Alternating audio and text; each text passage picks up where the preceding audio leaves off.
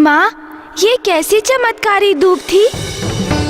अश्विनी कुमार, धनवंतरी जी और सप्तऋषियों की सभी विशेष औषधियाँ जहाँ विफल हुई, वहीं इस धूप ने मुझे पूर्ण रूप से कुशल कर दिया। ये कैसे संभव हुआ माँ?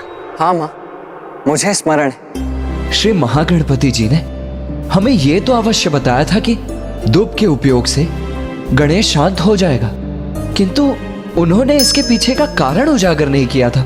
ये कोई साधारण धूप नहीं है पुत्र, ये तो एक भक्त की ईश्वर के प्रति उसके प्रेम की शक्ति से परिपूर्ण है। भक्त के ईश्वर प्रेम की, उसकी भक्ति की शक्ति माँ।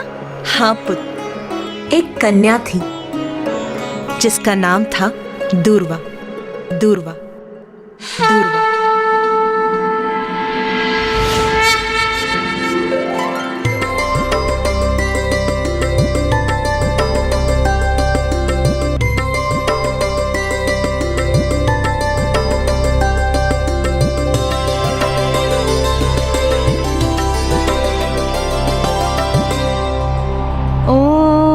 महागणाधिपति नमः। ओम महागणाधिपति नमः। ये कैसा मंत्र उच्चारण है जिसका इतना प्रबल आकर्षण है? महागणाधिपति नमः। ये उस समय की बात है जब गणेश घोर तपस्या में लीन था। तब दूर्वा नाम की वो साधारण ब्राह्मण कन्या संयोग से वहां पहुंची और उसकी दृष्टि गणेश पर पड़ गई। ओम महागणाधिपति नमः। श्री गणेश जी। तब करते गणेश को देखकर उसका मन तो स्वयं ही गणेश की अटूट भक्ति में रम गया।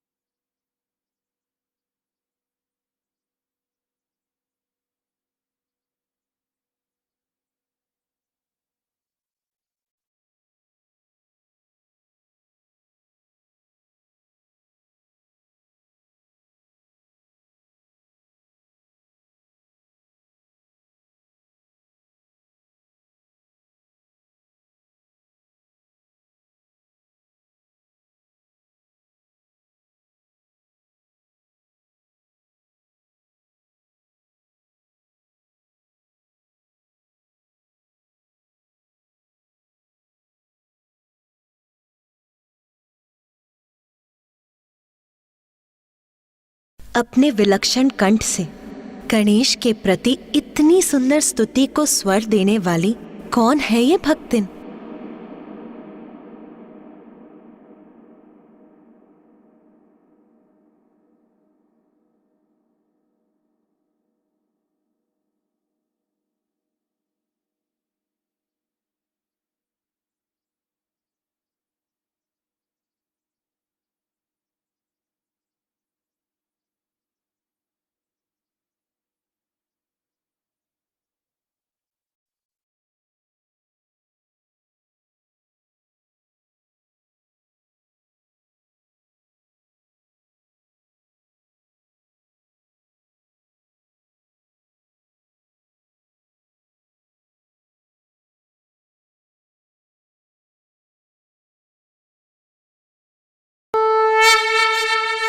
पुत्री दूर्वा,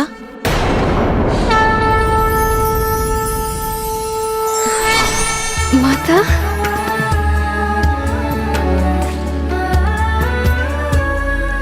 माता। पुत्री दूर्वा, तुम्हारे हृदय में क्या है ये ज्ञात है मुझे। मेरे पुत्र गणेश के प्रति तुम्हारी भक्ति, प्रेम और निष्ठा का भान हो गया है मुझे। माता, श्री गणेश जी के प्रति मेरा प्रेम पूर्ण रूप से पावन है। उनके प्रति मेरी निष्ठा अटूट है माता। मैं तो उन्हें अपने हृदय में उतार चुकी हूँ। मैं तो श्री गणेश जी की भक्ति में लीन होकर पूर्ण रूप से तृप्त हूँ। माता, मेरी एक प्रबल इच्छा है कि मैं सदा श्री गणेश जी के साथ रहूँ। अब आप ही कोई उपाय कीजिए माता, जिससे मेरा नाम सदा के लिए गणेश जी के साथ जुड़ जाए। मैं मेरे पुत्र गणेश के प्रति तुम्हारे पवित्र प्रेम से अत्यंत प्रभावित हूँ, किंतु तुम किस रूप को धारण करके मेरे पुत्र के निकट रहना चाहती हो?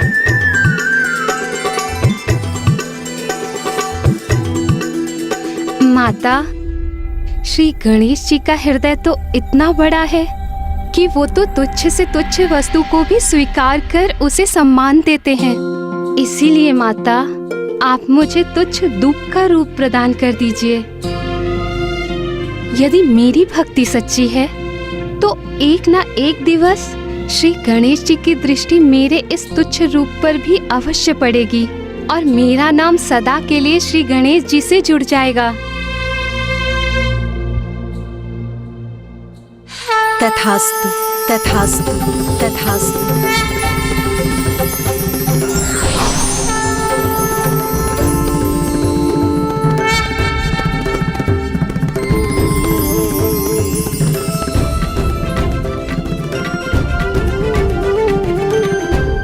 पुत्र गणेश, दुर्वा कोई साधारण दूब नहीं, ये तो तुम्हारे प्रति संपूर्ण भक्ति और निष्ठा से परिपूर्ण समर्पण की प्रतीक है। इसीलिए वो तुम्हें शांत करने में सफल हुई। सत्य है माता, ये दूर्वा तो वास्तव में विलक्षण है। इसकी एक ही जड़ से कितनी अनेक शाखाओं का विस्तार होता है, जो इसका प्रतीक है कि एक ही परम ब्रह्म ईश्वर अनेकों स्वरूप धारण कर अपने भक्तों को सुख और शांति प्रदान करते हैं।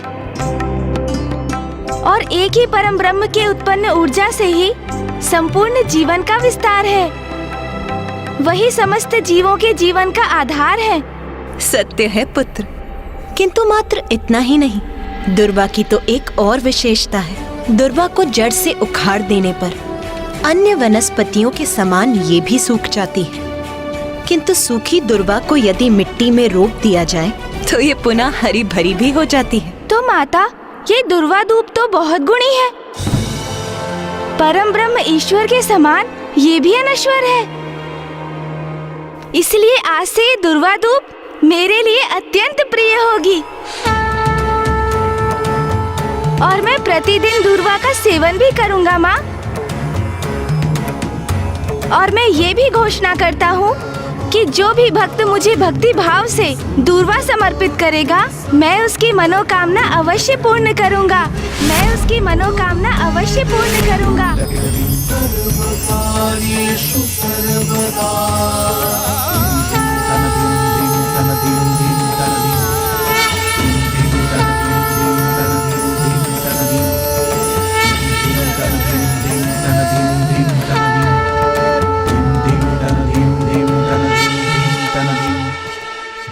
आप धन्य हैं गणेश जी। आपने दुष्ट ज्ञानरी के अत्याचार से अपने परम भक्त सुबोध की रक्षा की, हम सभी की, यहाँ तक कि संपूर्ण सृष्टि की रक्षा अर्नालासुर के ताप से की। और अब आपने अपनी भक्ति ने दुर्वा की भी मनोकामना पूर्ण कर दी। उसकी भक्ति और निष्ठा का सुफल प्रदान कर दिया आपने।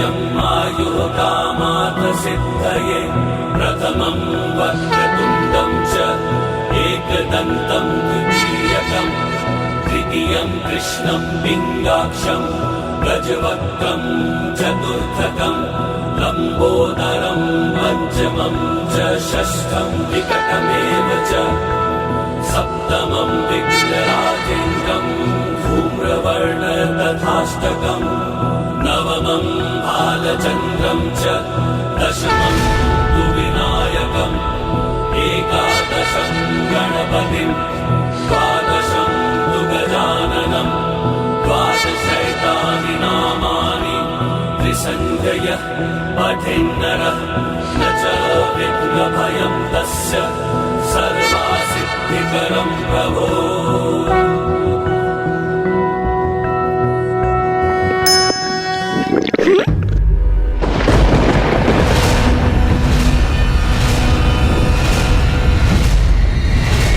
अरुणासुर को निकलने के कारण कहीं बुरा कोई संकट तो उत्पन्न नहीं होने जा रहा। अरे अरे अरे, आप सभी चिंता मत कीजिए। लावा तो मेरे उदर में पच चुका है। ये तो मेरे भूख की गर्जना थी।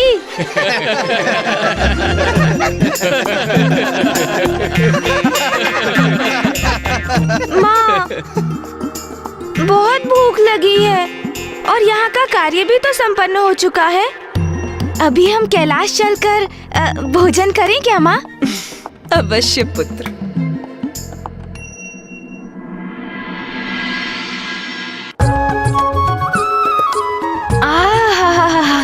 वाह माँ, आनंद आ गया। मेरा विजय भोज तो बहुत ही स्वादिष्ट था।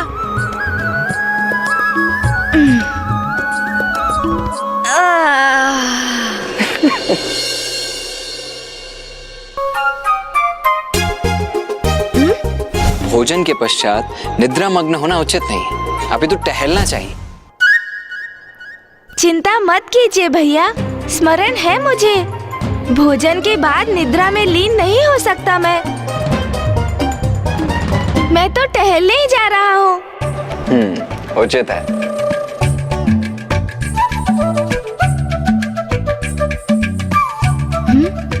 अरे, कुछ मोदक अभी भी शेष है। मैं ये ले लेता हूँ।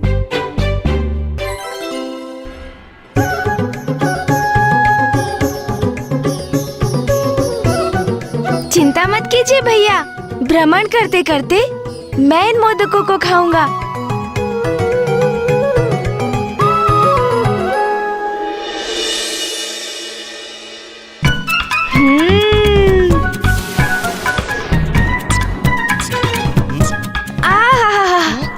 आनंद ही आ गया। माँ के हाथों की स्वादिष्ट मोदक और कैलाश पर्वत की शीतल पवन। वाह, आनंद आ गया। क्यों मूषक जी? मोदक का तो आपको ही क्या थे स्वामी, मैं तो मात्र वायु खा रहा हूँ। ओह, मैं कभी कभी कितना विचार शून्य हो जाता हूँ ना। मैंने आपसे तो पूछा तक नहीं। आहा, तो प्रभु को स्मरण हुई है कि मोदक मुझे भी प्रिय है, किंतु अभी तक प्रभु ने पूछा ही नहीं। कोई बात नहीं प्रभु, तो आप पूछ लीजिए। मुझे खेद है मूषक जी, आपको इतनी भारी टोकरी उठानी पड़ी। किंतु लीजिए, अब मैं शीघ्र इन मोदकों को खाकर इस टोकरी का भार कम कर देता हूँ, ताकि आप भी सरलता से भ्रमण कर सकें।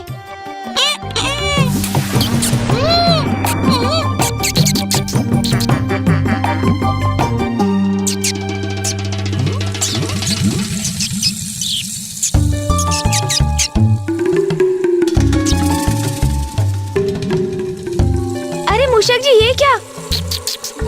हम टहलते टहलते कैलाश के उपवन से इतना दूर निकल आए हैं कि हमें ध्यान भी नहीं रहा कि कब हम इस सघन वन में प्रवेश कर गए। अब तो चलिए प्रभु, हम लौट ही चलते हैं ना।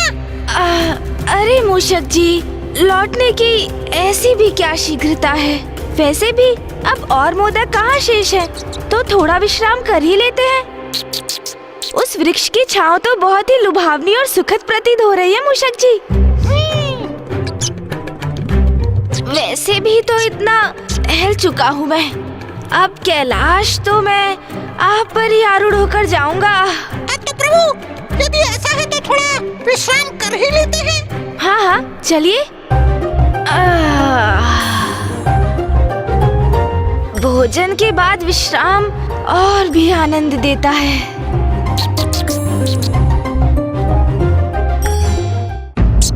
प्रभु, विश्राम अवस्था में आप कुछ कथा ही सुना दीजिए ना मुझे, जो बहुत ही रुचिकर हो और मेरा मनोरंजन भी हो जाए प्रभु। हाँ हाँ, क्यों नहीं। किंतु कहीं भूत प्रेत की कथा सुनकर आप भयभीत तो नहीं हो जाएंगे ना मूषक जी? अरे कहाँ प्रभु, आपके लिए इतने भयानक असुरों का सामना किया है, तो मात्र एक कथा मुझे कहाँ भयभीत कर सकेगी?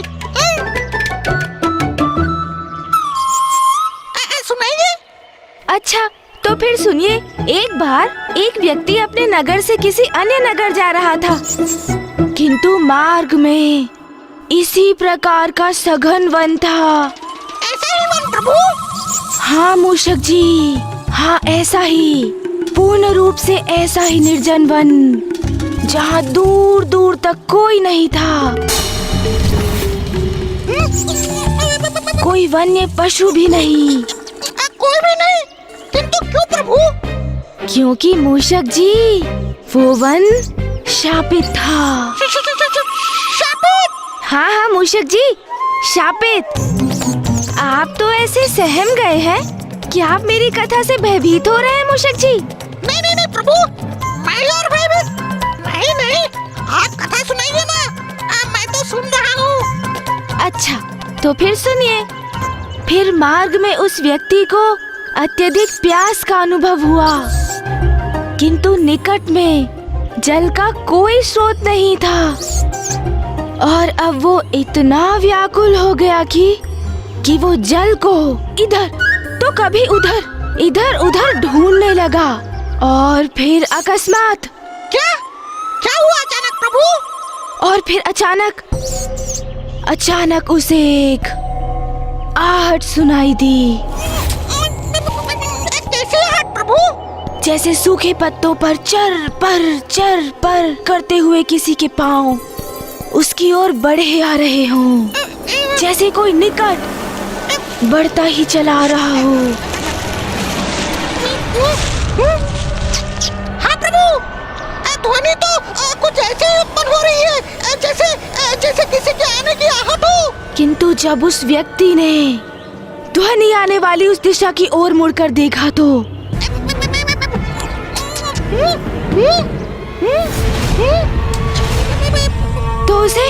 उसे कुछ भी दिखाई नहीं दिया। फिर क्या हुआ प्रभु? मूषक जी, उसे दिखाई कोई नहीं दे रहा था, किंतु आहट सुनाई दे रही थी, और वो पदचाप निरंतर उसके निकट आती जा रही थी। और तभी जैसे जलते केशों की गंध उसकी नासिका में पड़ी।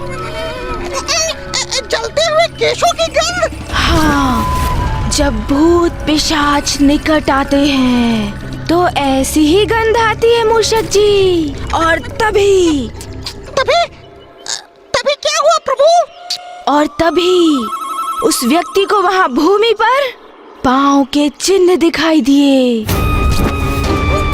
किंतु विचित्र बात ये थी कि एक पांव का चिन्ह सीधा था और दूसरा उल्टा मूषक जी। क्या प्रभु? एक सीधा एक उल्टा? अच्छा समझ गया, वो दो व्यक्ति होंगे जिन दोनों का संयोगवश एक ही गांव होगा। उनमें से एक जा रहा होगा और दूसरा आ रहा होगा। नहीं मूषक जी, दोनों पांव और उनके चिन्ह एक ही व्यक्ति के थे। ये कैसे संभव है प्रभु? संभव है मूषक जी, अवश्य संभव है, क्योंकि भूत पिशाच का एक पांव सीधा होता है तो एक पांव उल्टा।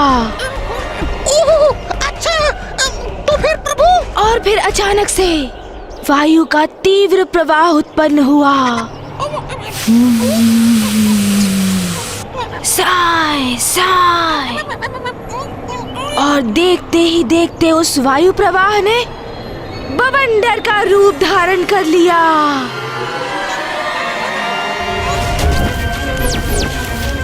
ठीक उसी प्रकार जैसे एक भूत पिशाच किसी पर आक्रमण करने वाले होते हैं,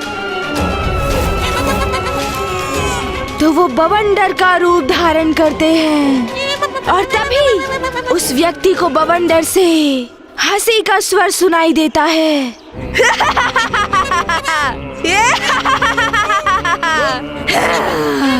और फिर बवंडर ने उसे उठाकर पटक दिया मूषक जी।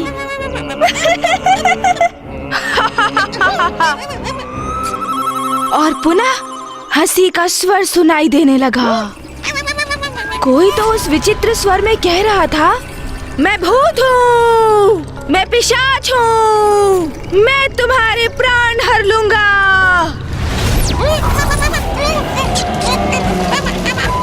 मुझे ऐसा क्यों प्रतीत हो रहा है जो प्रभु कह रहे हैं वो यहीं पे हो रहा है।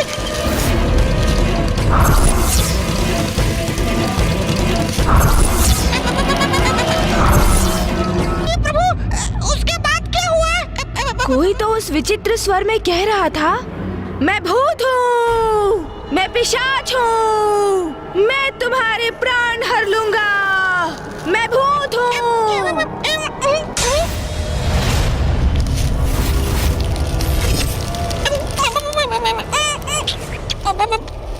और फिर वो व्यक्ति यथाशीघ्र वहां से भागा। मूषक जी, तो वो आगे था, बवंडर उसके पीछे पीछे। वो आगे, बवंडर उसके पीछे, आगे पीछे आगे पीछे आगे पीछे। वो भागा जाए, बवंडर उसके पीछे पीछे, आगे पीछे आगे पीछे आगे पीछे।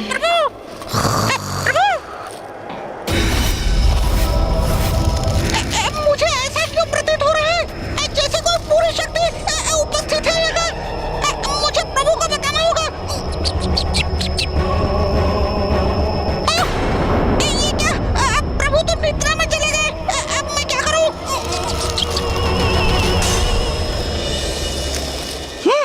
अब सब कुछ शांत हो गया। अब मुझे कदाचित भयभीत नहीं होना चाहिए। प्रतीत होता है वो मेरा भ्रम था, किंतु प्रभु से मुझे वो भूत पिशाच की कथा नहीं सुननी चाहिए थी।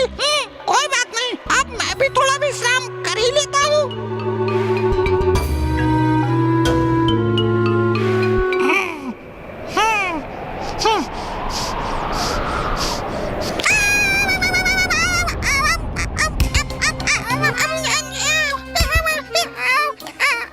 इसमें इतना भयभीत होने की क्या बात है भला?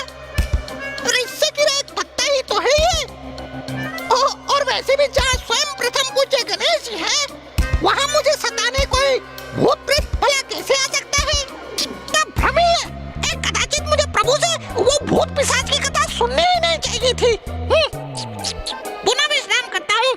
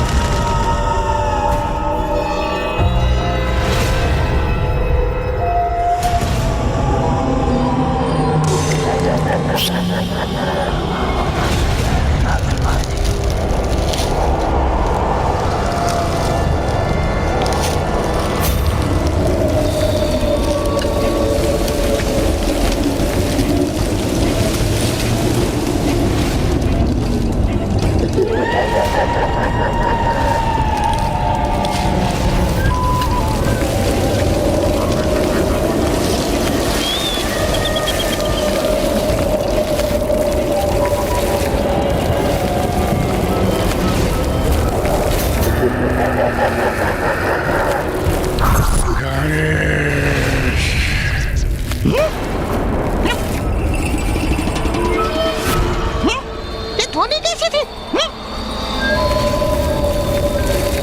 मैं व्यर्थ चिंता कर रहा हूँ। ये तो मात्र वायु का प्रवाह है, किंतु इससे उत्पन्न भय से मुझे प्यास लग गई है। किंतु एकाकी जाने का साहस नहीं हो रहा है। मुझे प्रभु के जागने की प्रतीक्षा करनी चाहिए। हे प्रभु।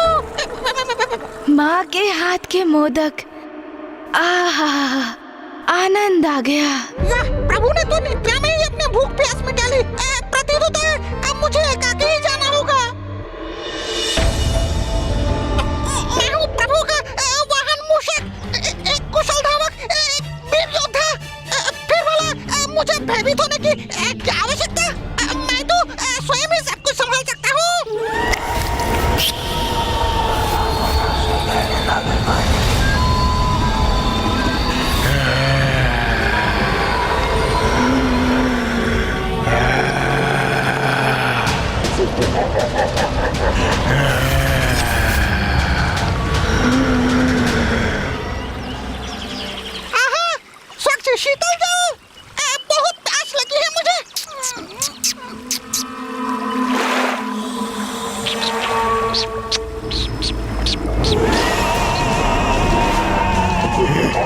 ये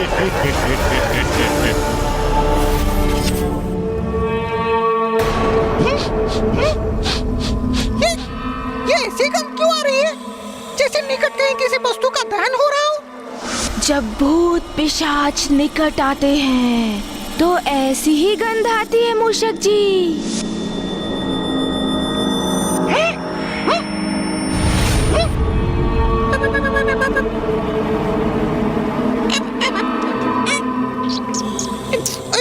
ये क्या हो गया है मुझे? मुझे अपनी इस कल्पनाशीलता को विश्राम देना चाहिए।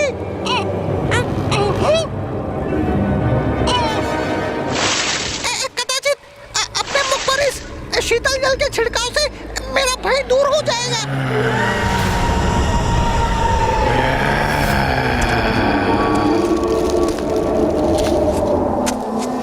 जैसे प्रभु की कथा में हुआ था वैसा ही यहाँ भी हो रहा है क्या?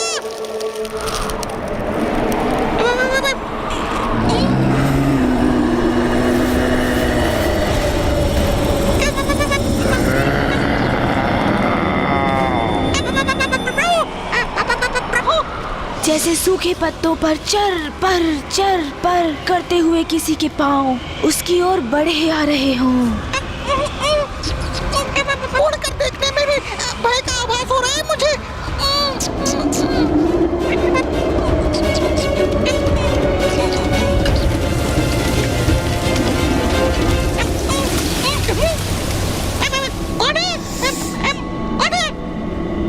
कोई नहीं है यहाँ।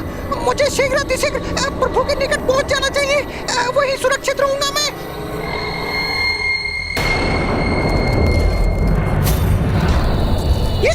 ये पदचिन्ह। क्योंकि भूत पिशाच का एक पांव सीधा होता है तो एक पांव उल्टा।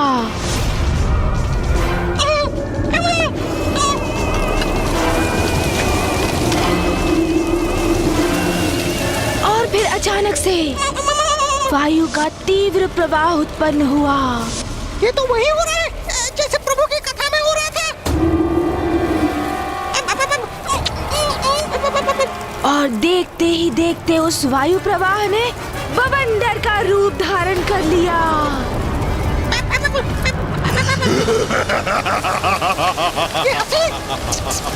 कैसी भयानक हंसी थी। हे प्रभु मेरी रक्षा करना। किंतु प्रभु कैसे करेंगे रक्षा? वो तो निद्रा में लीन है। क्या करूं मैं? क्या होगा मेरा? क्या हो रहा है?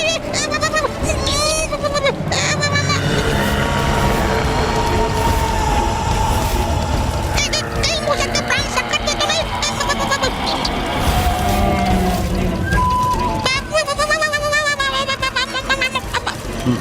स्वामी ये क्या कर दिया आपने?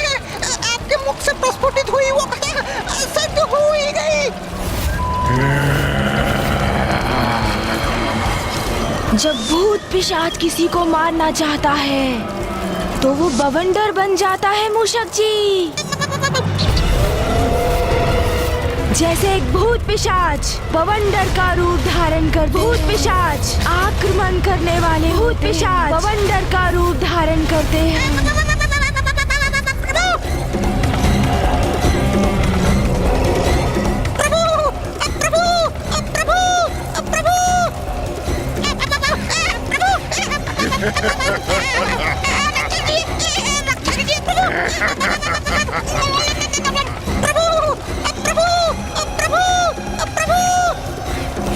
ये बवंडर तो मेरा पीछा ही कर रहा है जैसे मेरा आंधी करना चाहता हूँ। कहाँ भागोगे तुम? मैं तुम्हें पकड़ ही लूंगा।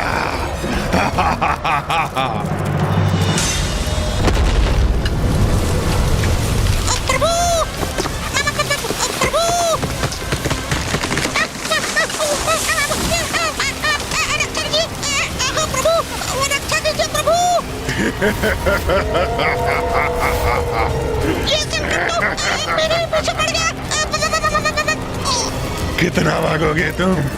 मैं पकड़ ही लूंगा तुम्हें। आज तो मूषक गए प्राण से।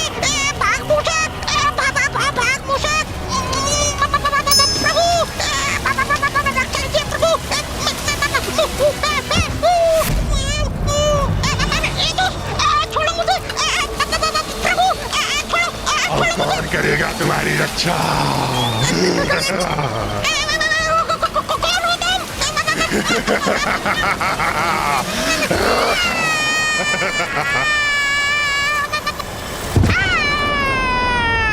मूषक जी, थोड़ी देर और विश्राम करने दीजिए ना।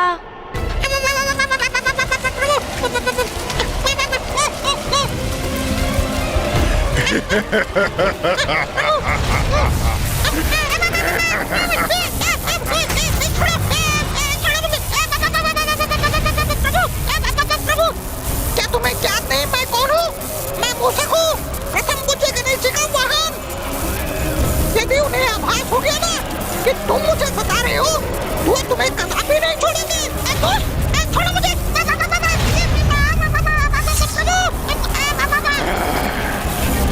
इतनी सरलता से कहीं नहीं जाने दूंगा तुम्हें।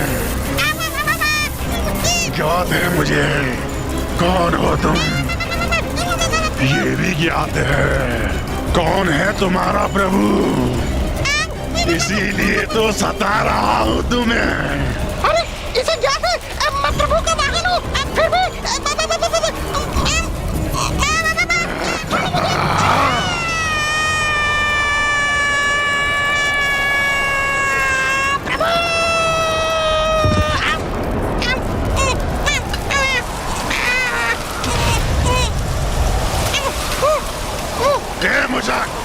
पेड़ की शाखा को छोड़ो और नीचे आओ।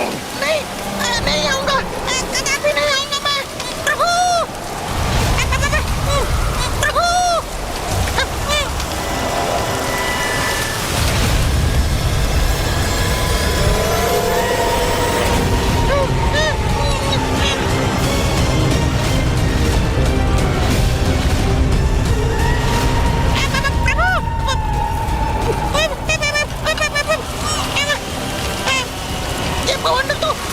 निकलता हुआ मेरी ओर ही बढ़ रहा है।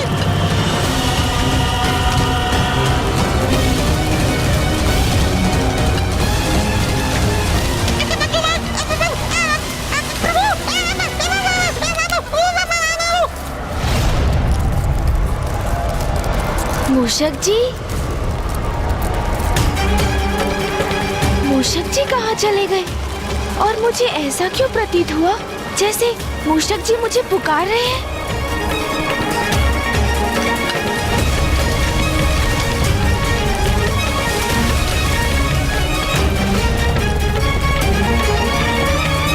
ना कोई वायु प्रवाह और ना कोई कारण, तो ये वृक्ष इस प्रकार क्यों झूल रहे हैं?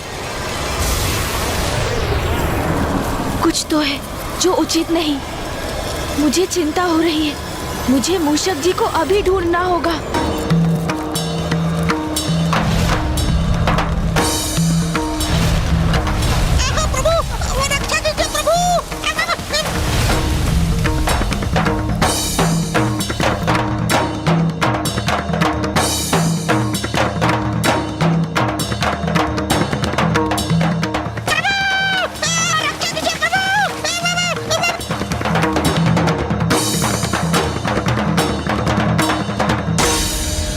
इतना विनाश, जैसे कि प्रकृति तो तहस नहस ही हो गई है। ऐसा क्यों प्रतीत हो रहा है जैसे कि यहाँ पर कोई भीषण बवंडर उत्पन्न होकर सर्वनाश कर गया है। मुझे मूषक जी को ढूंढना होगा।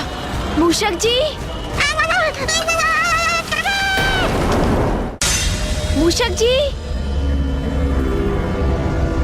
मूषक जी, कहाँ हैं आप?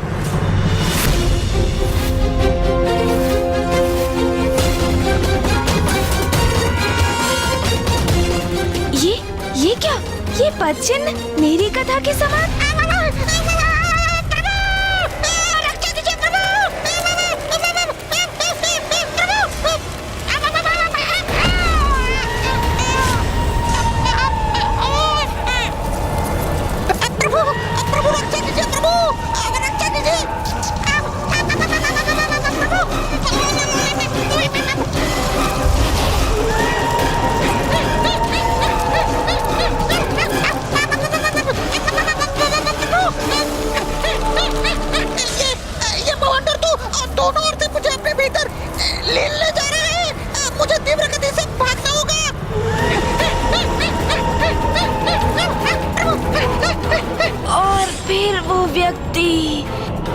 यथाशीघ्र वहाँ से भागा मूषक जी।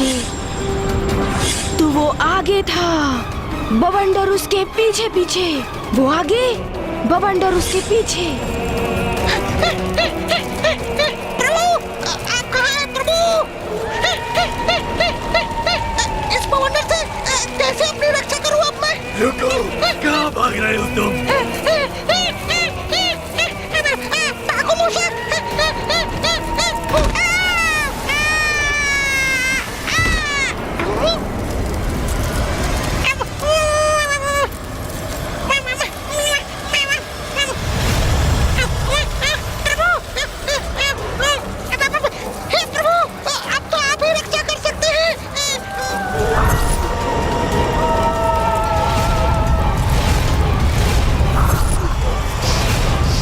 मूषक जी, मूषक जी।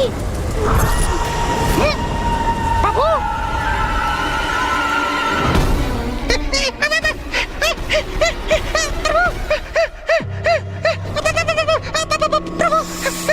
मूषक जी, आप भी ना इतने भावुक क्यों हो रहे हैं आप वहाँ से यहाँ क्यों चले आए? मैं तो वही था आराम पूर्वक। किंतु मूषक जी, आप इतना कंपित क्यों हो रहे हैं? आपको बवंडर पीछे मेरे जैसे आपके भूत पिशाच कथा में था प्रभु। वो मेरे पीछे मैंने देखा, भूत पिशाच को देखा मैंने, मेरा अंत करने का प्रयास कर रहा था प्रभु। मूषक जी, मुझे ज्ञात है कोई तो भूत पिशाच अवश्य है जो आपको सता रहा है, और इसका आभास मुझे भी हुआ है मूषक जी। किंतु कोई बात नहीं, अब मैं संभालता हूँ मूषक जी। उस भूत या पिशाच को उचित पाठ पढ़ाऊंगा मैं। अरे ये क्या मूषक जी, आप भी भूत पिशाच की रट लगा रखे हैं। मैंने कहा ना मूषक जी, भूत पिशाच का कोई अस्तित्व नहीं। आप व्यर्थ में ही भयभीत हो रहे हैं, और ये सब मनगढ़ंत कल्पना से उपजा हुआ गल्प है। नहीं प्रभु, भ्रम नहीं था मेरा, कोई तो भूत पिशाच अवश्य था। किंतु मुझे तो नहीं हुआ, तो मैं कैसे स्वीकार कर लूं कि भूत पिशाच का कोई अस्तित्व है मूषक जी? मैंने उस विशाल बवंडर के भीतर उसकी छवि भी देखी थी प्रभु, मेरा विश्वास कीजिए। पिशाच मनगढ़ंत है, कल्पना से उपजे कल्प है। अच्छा, मैं अब तुम्हें आभास करवा देता हूँ कि भूत पिशाच क्या कर सकते हैं।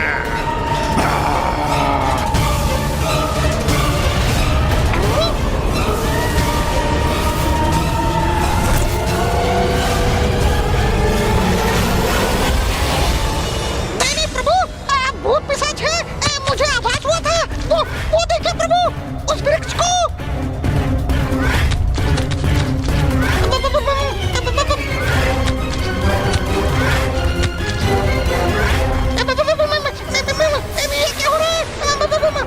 देखा प्रभु, ये सब उस भूत पिशाच का ही किया जा रहा है। अब प्रमाणित हो गया ना भूत पिशाचों का अस्तित्व। अरे मूषक जी, ये तो मात्र किसी का छलावा है। मुझे विश्वास नहीं कि ये किसी भूत पिशाच का कृत्य है। मूषक जी, यदि वास्तव में कोई भूत पिशाच होता तो चूल्हे से निकले कोयले यहाँ हमारे समक्ष गिरा कर दिखाता। अच्छा,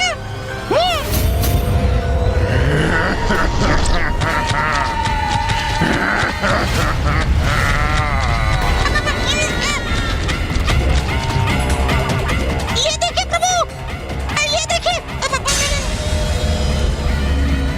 अब तो विश्वास हो गया ना आपको प्रभु, भूत नहीं किया है। यदि सत्य में कोई भूत पिशाच है तो उसके द्वारा चूल्हे से निकले कोयले को पुनः लुप्त करके दिखाए, तभी मैं मानूंगा।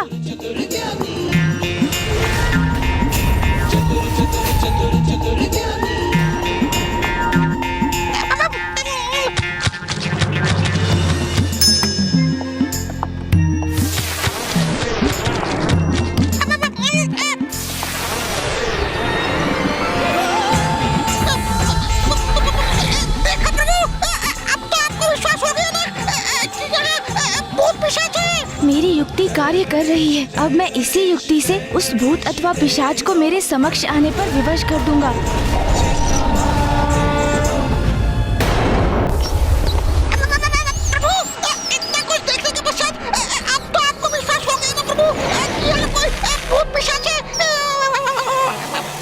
संदेह है मूषक जी, ये किसी भूत पिशाच का कृत्य नहीं है। मूषक जी, जैसे चूल्हे से निकले कोयले पूर्व में अकस्मात आए थे, वैसे ही लुप्त भी हो गए।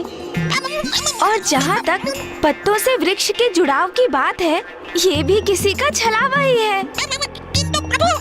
नहीं नहीं, मुझे ये विश्वास नहीं कि ये किसी भूत पिशाच की शक्ति ने किया है।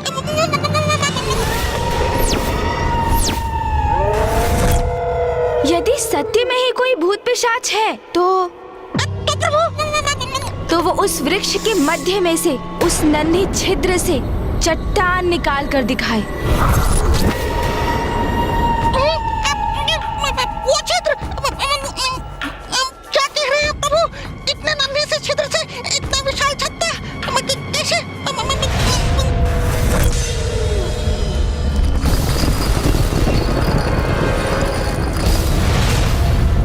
ये क्या?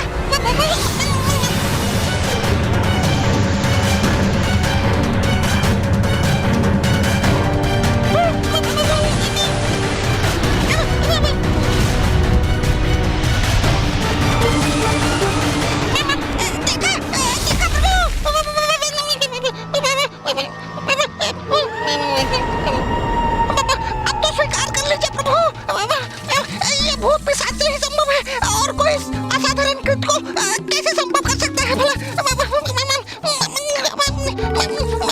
प्रभु,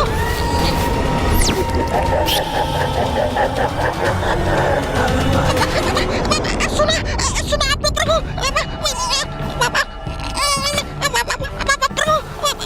अब समय आ गया है उस पिशाच को बंदी बनाकर उसकी सत्यता जानने का।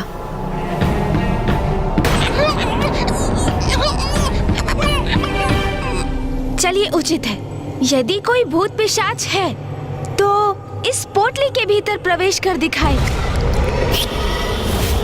उसके पोटली में समाते ही ये पोटली फूल जाएगी मूषक जी। हाँ, फिर मैं भी मान लूंगा। वो आएगा प्रभु, देख लीजिएगा।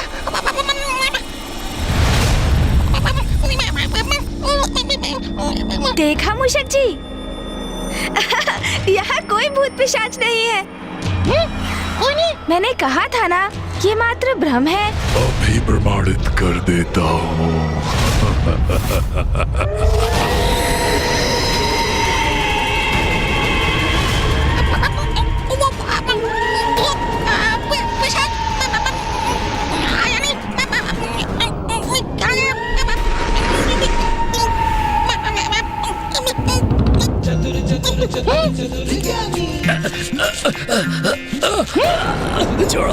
ये लीजिए मूषक जी, जो भी भूत पिशाच था और जिसने आपको कष्ट पहुंचाया, उसे हमने इस पोटली में बंद कर दिया है।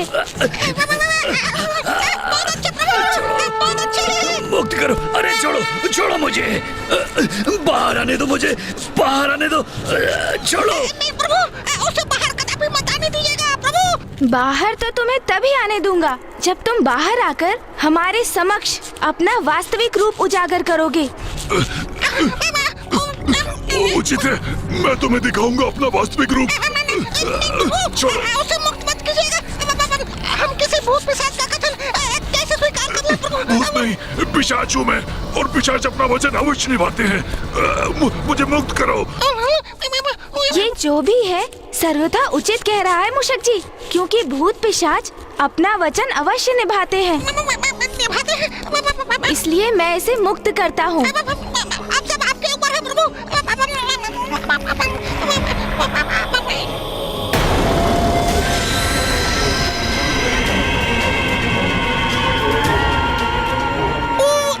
किधर गया? पिशाच किधर गया?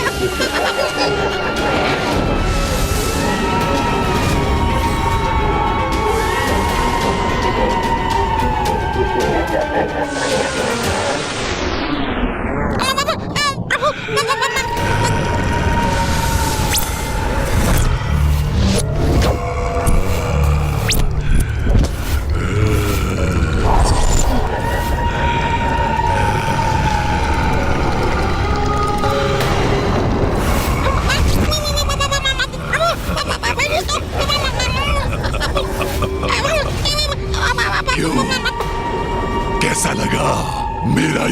वास्तविक स्वरूप।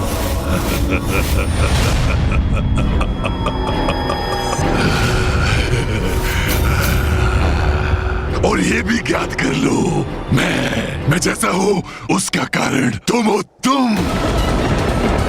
तुमने मुझे इस भयंकर कुरूप स्वरूप में परिवर्तित किया है। मैंने? वो कैसे? रुक जाओ दुष्ट! कुमार कार्तिकेय जी! भैया यहाँ और इतने क्रोध में? मेरे भ्राता को हानि पहुंचाने आए हो तुम? मैं तुम्हारा अंत कर दूंगा।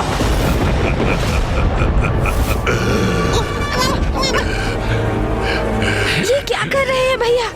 ये पिशाच अपनी अवस्था के लिए पूर्व में ही मुझे उत्तरदायी मान रहा है और अब भैया इस पर आक्रमण करने जा रहे हैं।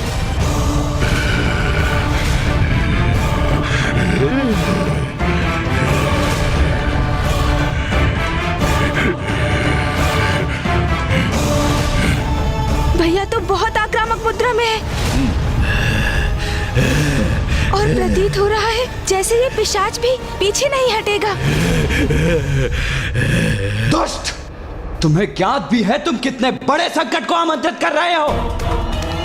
किससे उलझ रहे हो? ये कोई और नहीं, स्वयं महादेव पुत्र प्रथम पूज्य गणेश है। कुमार कार्तिकेय जी अत्यंत क्रोधित है। तुम्हें तो भैया रुकिए।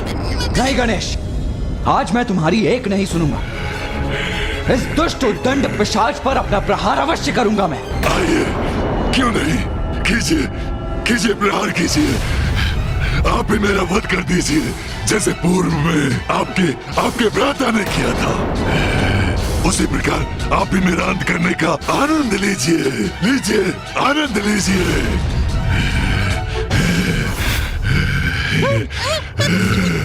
गणेश के हाथों इसका अंत हुआ था? मैंने इसका वध किया? कौन है ये? मैं वैसे भयभीत हो रहा था। ये पिशाच युद्ध नहीं करना चाहता। ये तो बस क्षुब्ध है प्रभु से, किंतु फिर ये चाहता क्या है? क्यों? क्या हुआ? चुप क्यों हो गए? अपने दंड का वार करो ना, करो। यही शेष रह गया था, ये भी पूरा कर लीजिए आप। मुझे भली बात ही ज्ञात है गणेश जी कौन है और कितने सम्मानीय हैं।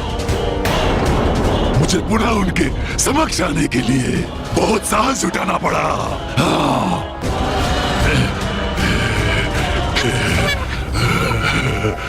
कौन है ये पिशाच? किंतु पिशाच, तुम तो मेरे पीछे पड़े थे, मुझे क्यों हाथ करना चाहते थे तुम? पिशाच हूँ, कुछ तो अवश्य सताऊंगा ना। और वैसे भी मैं ये सब कुछ गणेश जी का ध्यान अपनी ओर आकर्षित करने के लिए कर रहा था। वैसे तो ये भी सत्य है, तुम अत्यंत स्वादिष्ट प्रतीत होते हो। इस पिशाच का कोई विश्वास नहीं, कब मेरा आहार करने पुनः मेरे पीछे पड़ जाए। मैं तो प्रभु के पीछे ही सुरक्षित हूँ। अच्छा, अब रुको। तुम मूषक जी से वार्तालाप करने तो यहाँ नहीं आए हो ना? तो अपना परिचय दो, बताओ कौन हो तुम? कौन हो तुम? मैं अपना परिचय अवश्य दूंगा गणेश जी, किंतु उसके पूर्व आपको मुझे एक वचन देना होगा कि आप मेरी सहायता करेंगे।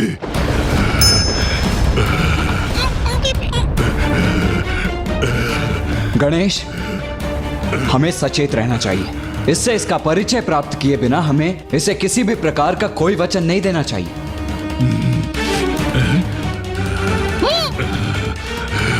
भैया, मुझसे सहायता प्राप्त करना यदि इसके लिए आवश्यक नहीं होता तो ये इस प्रकार यहाँ आकर मुझसे सहायता की गुहार नहीं लगाता भैया। और फिर ये जो भी है यहाँ मेरे शरणार्थी के रूप में आया है और जो हमारी शरण में आकर हमसे सहायता मांगते हैं उनका सहायक बनना तो हमारा धर्म और कर्तव्य है ना भैया। उचित कहा आपने, उचित कहा। सर्वथा उचित कहते हैं प्रथम पूज्य गणेश जी।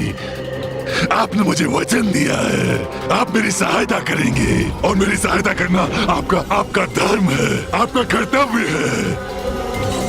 इसीलिए तो मैं आपसे आपका वचन मांग रहा हूँ कि आप मेरी सहायता करेंगे, आप मुझे निराश नहीं करेंगे।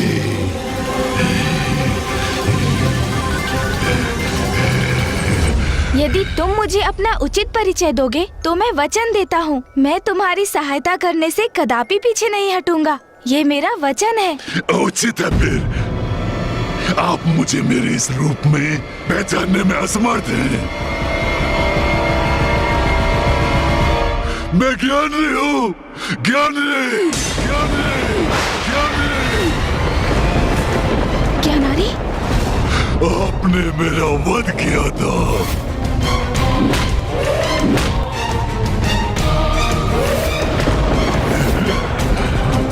ज्ञानारी, त्रिलोक विजेता असुर राज ज्ञानारी के पुत्र को इस प्रकार धरती पे बिठाने का दुस्साहस कैसे किया तुमने? इतना अहंकार था मुझे अपने बल पर। स्वयं को संसार का नवीन ईश्वर घोषित किया था मैंने। अब देखिए मुझे, उसके परिणाम स्वरूप क्या दुर्दशा हो गई है मेरी। तुम जिस योग्य थे वही परिणाम हुआ है तुम्हारा। अपने पापों के कारण ही ऐसी अवस्था हुई है तुम्हारी। उसके लिए तुम गणेश को दोष नहीं दे सकते। मैं कहाँ गणेश जी को दोष दे रहा हूँ कुमार कार्तिकेय। मैं तो मात्र इतना कह रहा हूँ कि गणेश जी ने मेरा वध किया और मेरे दुष्कर्मों के कारण मेरे पुत्र ने मेरे अंत के पश्चात मेरा अंतिम संस्कार और श्राद्ध नहीं किया।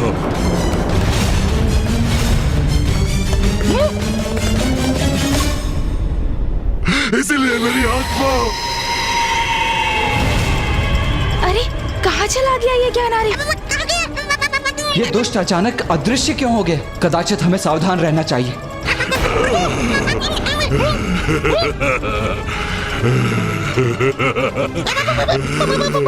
ये मेरी आत्मा, तभी से मेरी आत्मा।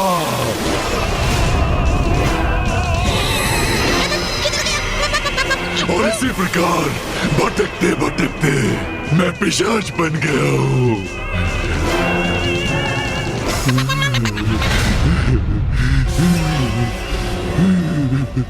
किंतु तुम्हारी इस अवस्था में गणेश कोई सुधार कैसे ला सकता है?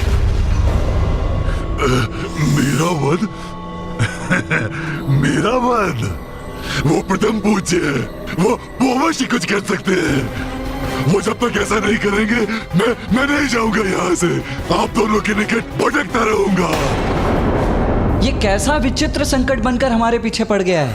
संकट नहीं कुमार कार्तिकेय, पिशाच बस वही आपके पीछे पड़ा है। तुम्हें चिंता करने की कोई आवश्यकता नहीं है ज्ञानारी।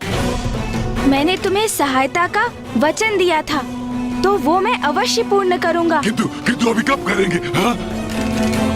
सर्वप्रथम मुझे ये तो ज्ञात करने दो कि मैं तुम्हारी सहायता कैसे कर सकता हूँ। और ये अब कब याद करेंगे? अभी ना, अभी ना। भैया, क्या ये ज्ञानारी सत्य कह रहा है? क्या अंतिम संस्कार एवं श्राद्ध के बिना मृत आत्मा को पिशाच योनि प्राप्त होती है?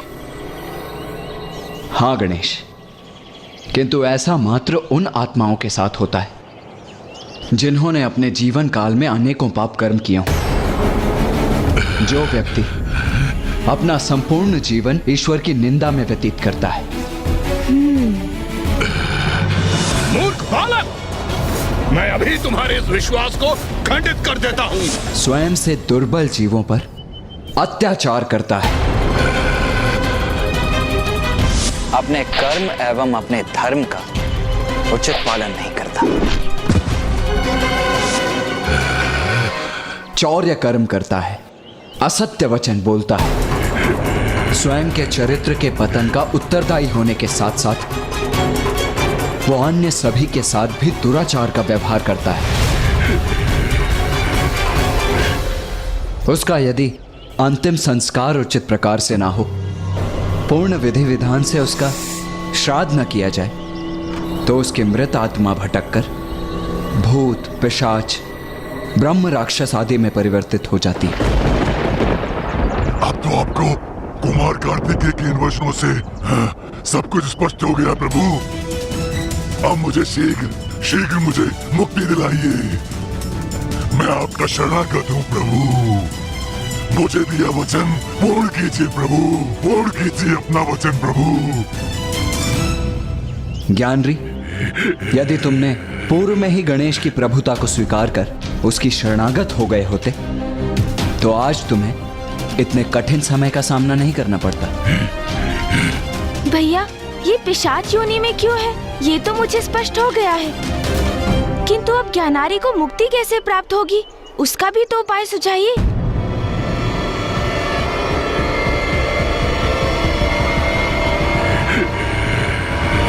काशी।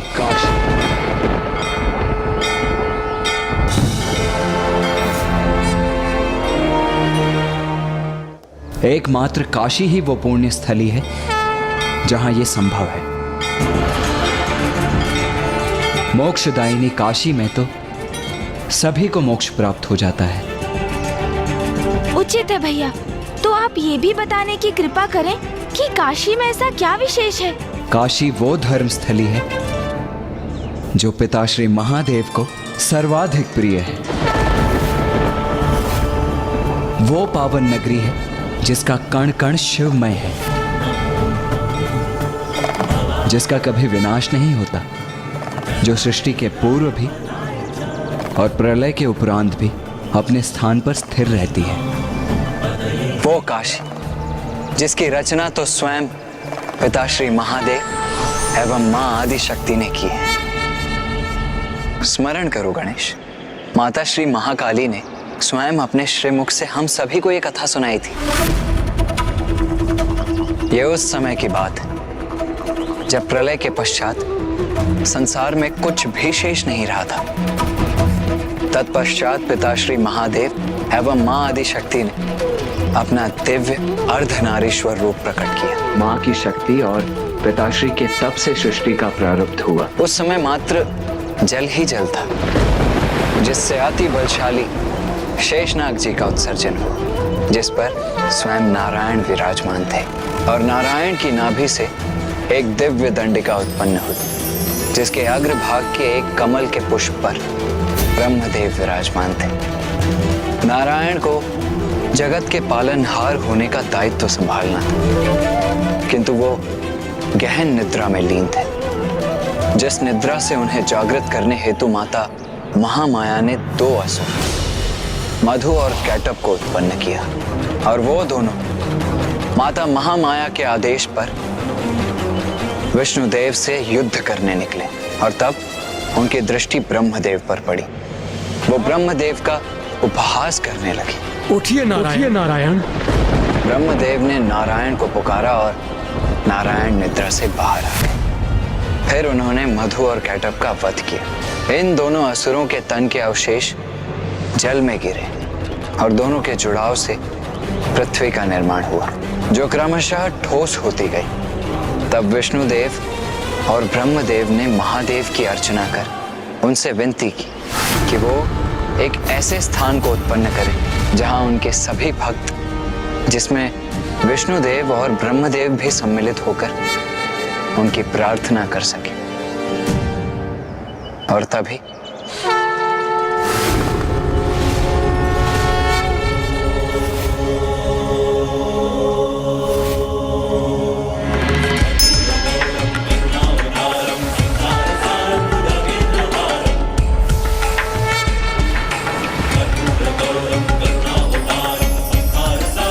और इस प्रकार महादेव ने काशी को उत्पन्न किया,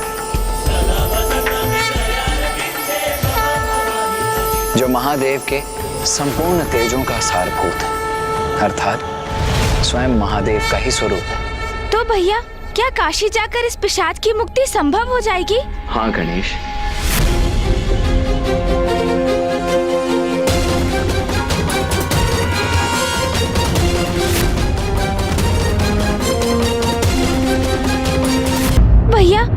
काशी जाकर इस पिशाच की मुक्ति संभव हो जाएगी?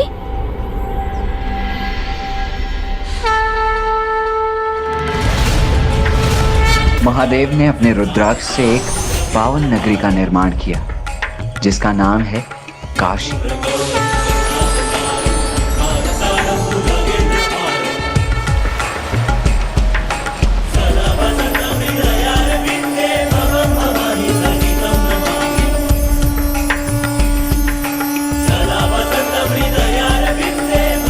जो महादेव के संपूर्ण तेजों का सारभूत है, अर्थात स्वयं महादेव का ही स्वरूप है। अतिशय दिव्य एवं सुंदर पुण्य नगरी काशी महादेव को इतनी प्रिय है कि वो स्वयं भी अंश रूप में विश्वनाथ मंदिर में निवास करने लगे। ब्रह्मदेव का एक दिवस पूर्ण होने पर भी काशी का विनाश नहीं होता, क्योंकि उस समय महादेव उसे अपने त्रिशूल पर धारण कर लेते हैं।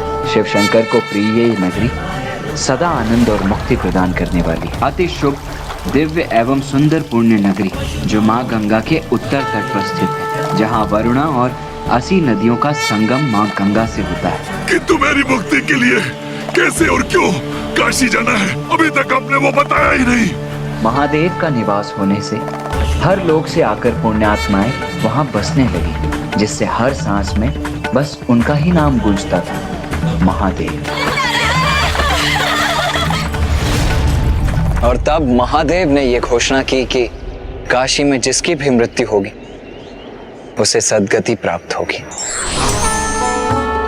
महादेव, महादेव। क्योंकि काशी में प्राण त्यागने वाले का शीश माँ पार्वती स्वयं अपने अंक में रखती हैं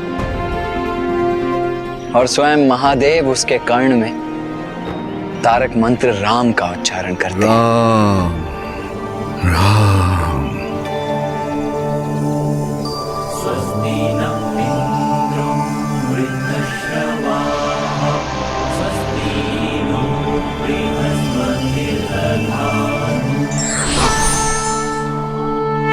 किंतु भैया, तारक मंत्र राम है, वो तो भविष्य में नारायण के अवतार का नाम है ना भैया?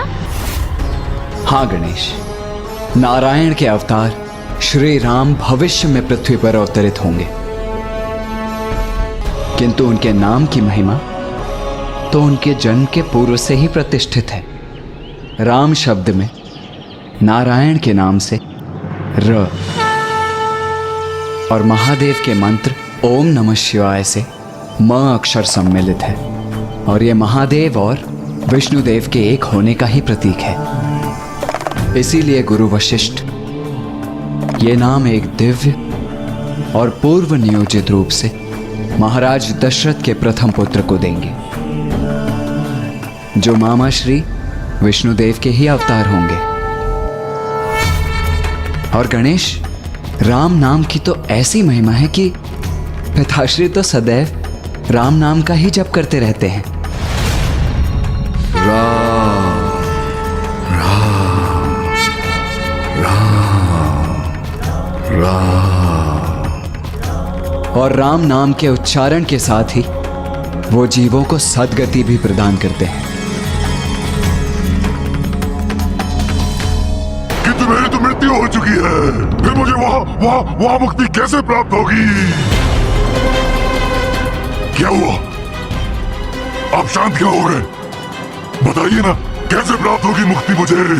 तुम्हारा ये प्रश्न तो सर्वथा उचित है ज्ञानारी।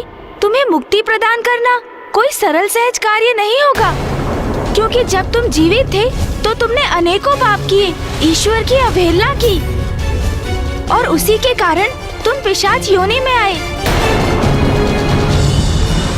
किंतु काशी एक दिव्य और पावन स्थली है, और मुझे विश्वास है एक बार हम वहाँ पहुँच गए तो तुम्हें मुक्ति प्रदान करने का भी कोई ना कोई मार्ग अवश्य निकल आएगा।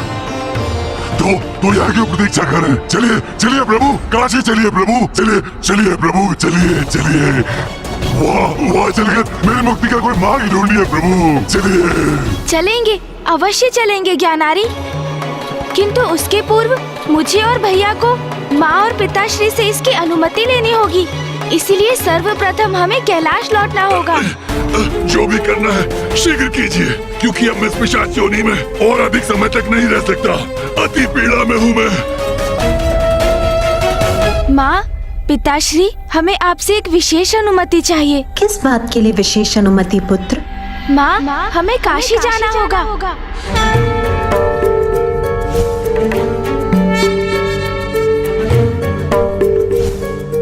काशी? हाँ माँ, किंतु क्या हुआ? आप इतनी विचलित क्यों हो गई माँ? जैसे किसी स्मृति में खो गई हो। नहीं पुत्र, कुछ नहीं। ये मैंने क्या सुना? गणेश के मुख से काशी का नाम? काशी का नाम सुनते ही तुम्हारे पिताश्री तो अति आनंदित हो उठते हैं। किंतु पुत्र कार्तिकेय, पुत्र गणेश, तुम दोनों को काशी जाने की क्या आवश्यकता है? एक पिशाच को मुक्ति दिलाने के लिए। उचित कह रहा हूं ना पुत्रों? जी पिताश्री। उचित है। वैसे भी सावन माह में तुम्हारे पिताश्री के सभी भक्त मान सरोवर से पवित्र जल एक पात्र में एकत्रित कर उसे कांवड़ में स्थित करते हैं और फिर उसे काशी विश्वनाथ मंदिर में प्रभु को समर्पित करते हैं। इससे उनके सारे मनोरथ पूर्ण हो जाते हैं। इसीलिए ये तो काशी जाने का सर्वश्रेष्ठ समय है पुत्रों। जाओ पुत्रों, अपना दायित्व निभाओ। प्रणाम पिताश्री। प्रणाम माँ। किंतु नाथ, मैं ये समझने में असमर्थ हूँ कि पुत्र गणेश और कार्तिकेय एक पिशाच की मुक्ति के लिए काशी क्यों जा रहे हैं?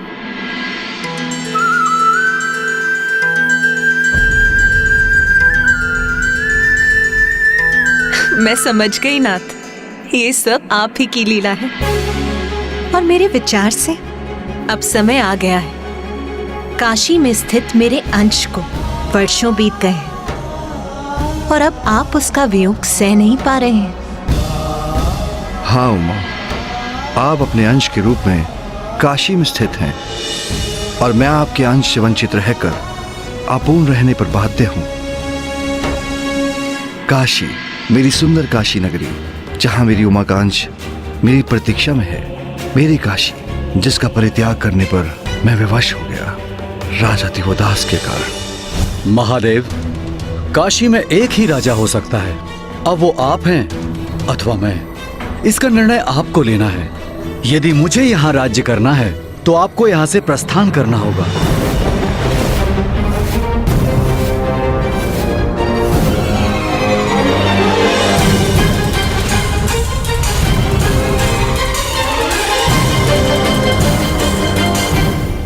उमा, मेरा काशी त्यागने का समय आ गया है, किंतु आपको तो यहीं रहना होगा, क्योंकि आपको अपने निवास पर दृष्टि भी तो रखनी है।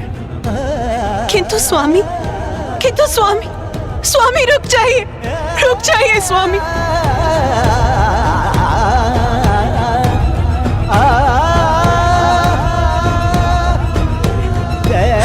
स्वामी तो मुझे छोड़कर प्रस्थान भी कर गए। आपके अंश को काशी में पीछे छोड़कर मेरा अंश आपके अंश से विलग होकर मंदराचल में स्थित होने के लिए विवश हो गया, किंतु ये वियोग असहनीय है। जब तक आप लौटकर नहीं आते स्वामी, मैं इसी प्रकार ऊपर की ओर दिशा में देखकर आपकी प्रतीक्षा करूंगी। उस समय से उमा अपने आंशिक रूप में काशी में अकेली ही विराजमान है। वो वहाँ अपने भक्तों के लिए स्थित है, उन्हें दर्शन देकर उनकी मनोकामनाएं पूर्ण करती है, किंतु उनकी दृष्टि सदा ऊपर की ओर ही रहती है, इस आशा में कि उनके स्वामी अर्थात मैं उनके लिए कब लौटूंगा। हमारे एक होने का वो मधुर क्षण आ ही गया उमा, किंतु ये सब हमारे पुत्र गणेश के कारण ही संभव हो पा रहा है। अब हम यहाँ मानसरोवर के निकट क्या कर रहे हैं प्रभु? काशी के लिए अपनी यात्रा प्रारंभ क्यों नहीं कर रहे हैं?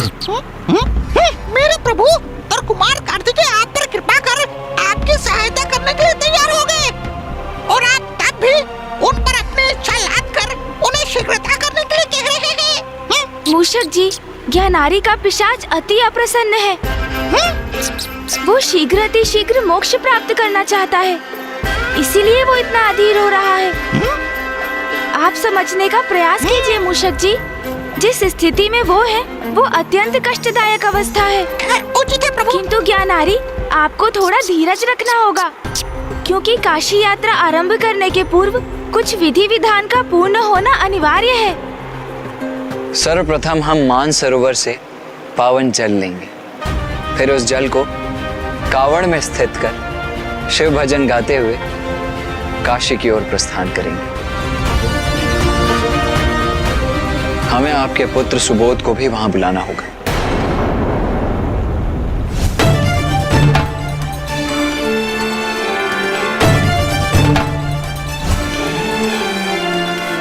क्योंकि श्राद्ध आदि कर्म पुत्र के द्वारा ही किए जाते हैं। मैं अपने पुत्र सुबोध से भेंट करूंगा। सुबोध। हाँ ज्ञानारी जी, और मैंने एक गण के माध्यम से सुबोध को संदेश भिजवा दिया है। वत्स सुबोध काशी में ही हमसे भेंट करेगा। हम तो यही खड़े खड़े ये वार्तालाप कर रहे हैं। मैंने आपकी तब भी प्रतीक्षा की थी जब आप काशी जाने की अनुमति लेने गए थे, किंतु अब ये विधि विधान आरंभ होने की प्रतीक्षा कर रहा हूँ। अब अधिक प्रतीक्षा करना संभव नहीं है। चलिए शीघ्र यात्रा आरंभ करते हैं। चलिए। आओ गणेश, हम भी अपनी यात्रा आरंभ करते हैं। हर हर महादेव, हर हर महादेव, महादेव, हर हर महादेव, हर हर महादेव।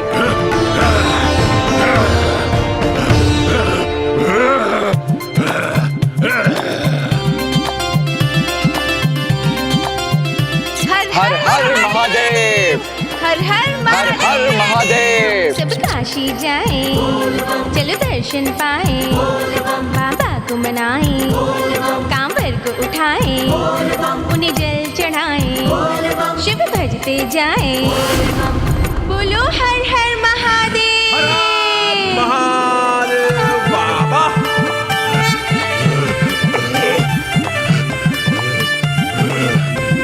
शिव शंकर महादानी है, भोलेनाथ शिव शंकर महादानी है। त्रिलोकेश्वर त्रिपुरारी है काशीनाथ, त्रिलोकेश्वर त्रिपुरारी है। सुखकारी दुखहारी कैलाशनाथ, सुखकारी दुखहारी है। शिव शंकर महादानी है, भोलेनाथ शिव शंकर महादानी। शीघ्रता कीजिए, शीघ्रता कीजिए, मुझे मुक्ति चाहिए। मुक्ति चाहिए।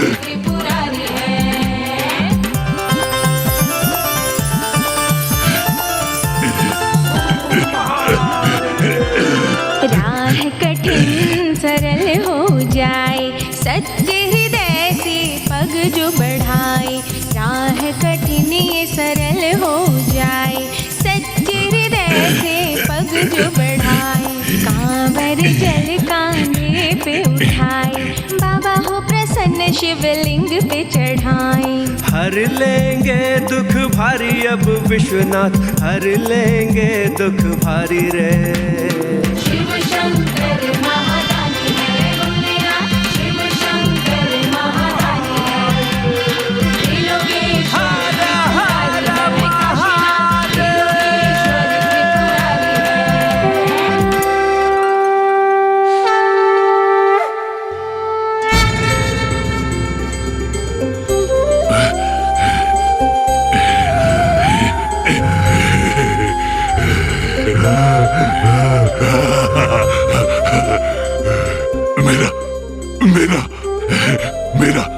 मेरा पुत्र सुबोध।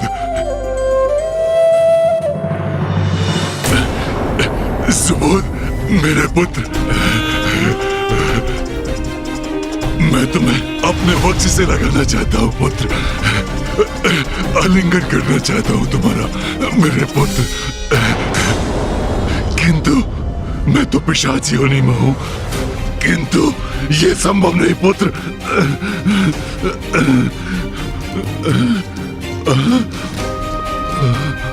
किंतु मेरा पुत्र मुझे ऐसे कैसे स्वीकार करेगा?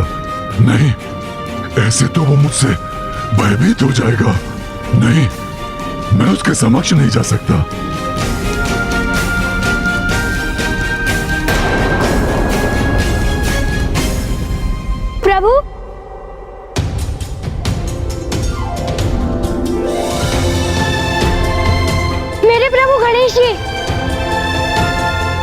कल्याण हो सुबोध। प्रणाम गुरुदेव। आयुष्मान भव पुत्र।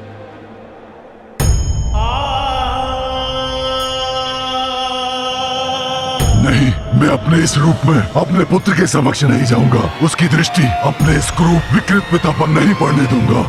प्रभु, आपका ये संदेश पाकर मैं अत्यंत प्रसन्न हुआ। बताइए, आपका इस अनन्य भक्त के लिए क्या आदेश है? वत्स सुबोध, तुम्हें एक अत्यंत महत्वपूर्ण कार्य करना है।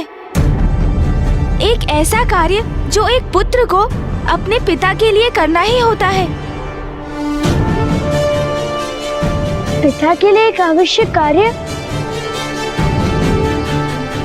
किंतु प्रभु, मेरे पिताश्री तो जीवित नहीं है। उनका वध तो स्वयं आप ही ने किया था। हाँ वत्स सुबोध, तुम्हारे पिता का वध तो मेरे ही हाथों हुआ था, किंतु मृत्यु के पश्चात उनका श्राद्ध और पिंडदान ना होने के कारण उनकी आत्मा पिशाच योनि में चली गई है, जिससे उन्हें मुक्त कराने के लिए उनका श्राद्ध करना होगा तुम्हें। क्या मेरे पिताश्री पिशाच योनि में हैं? उन्हें अब तक मुक्ति प्राप्त नहीं हुई, किंतु कहाँ है वो? कहाँ है मेरे पिताश्री प्रभु? कहाँ है वो?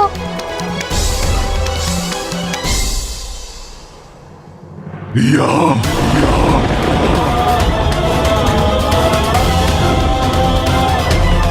पिताश्री? नहीं, नहीं, नहीं पुत्र, नहीं, नहीं, नहीं। मैं तुम्हारा वो पिता नहीं हूँ जिससे तुम परिचित थे। अब अपने इस क्रूर और भयंकर रूप में मैं तुम्हारे समक्ष आने में संकोच कर रहा हूँ। कहीं तुम मेरा ये रूप देखकर भयभीत न हो जाओ। पिताश्री, एक पिता से पुत्र कदापि भयभीत नहीं हो सकता है।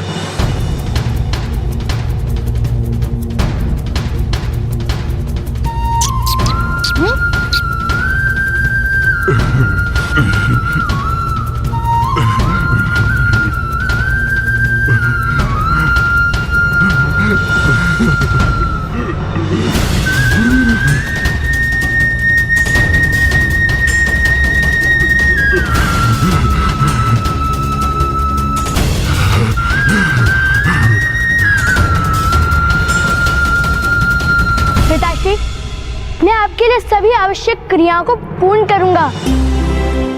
आपके प्रति अपना कर्तव्य निभाऊंगा, जिससे आपको इस योनि से मुक्ति प्राप्त हो सके।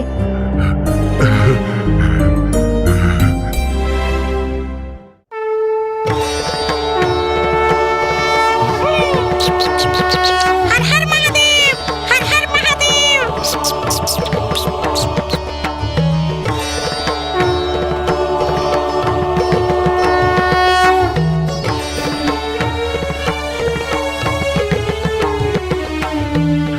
कैसे मिलेगी? अर्थात मेरी मुक्ति। शीघ्र चलिए प्रभु, शीघ्र चलिए प्रभु। नहीं, हम ऐसे आगे नहीं बढ़ सकते। इस भूमि पर पांव धरने से पूर्व हमें इसका नमन करना अति आवश्यक है। ये भूमि तो अत्यंत पावन है, क्योंकि यहाँ मां स्वयं अपने अंश के रूप में विराजमान है।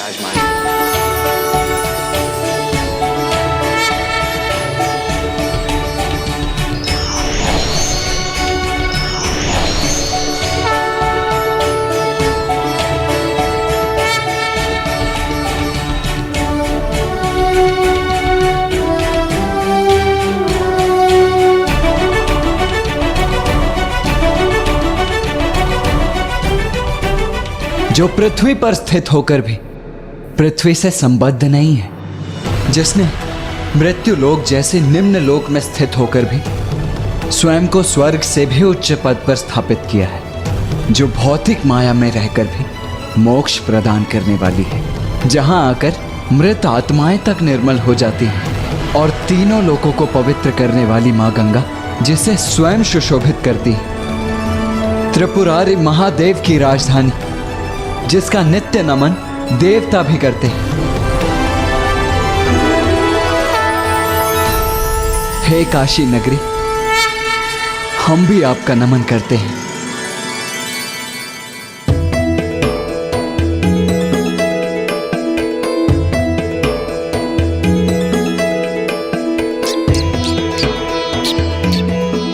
काशी शब्द का अर्थ है प्रकाश प्रदान करने वाली नगरी,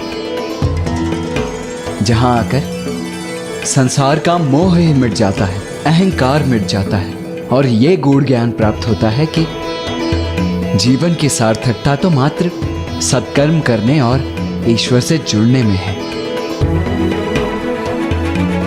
आइए अब हम इस पावन नगरी में प्रवेश करें।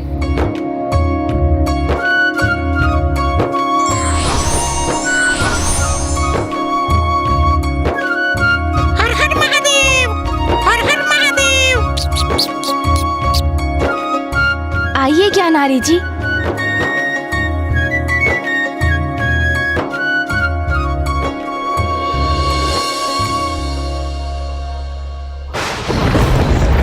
रुक जाओ।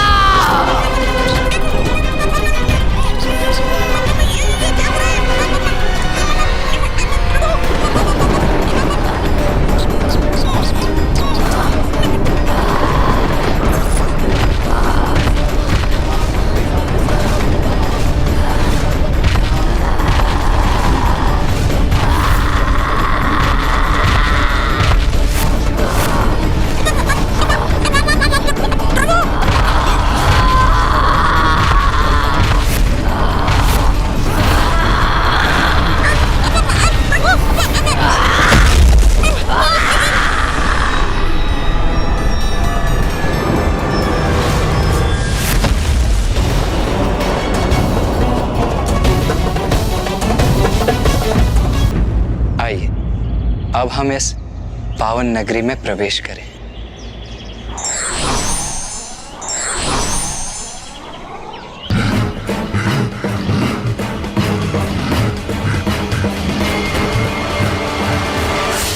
रुक जाओ। ये क्या हो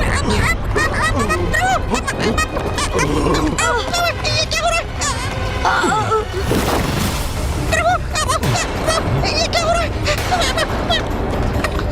ये कौन है?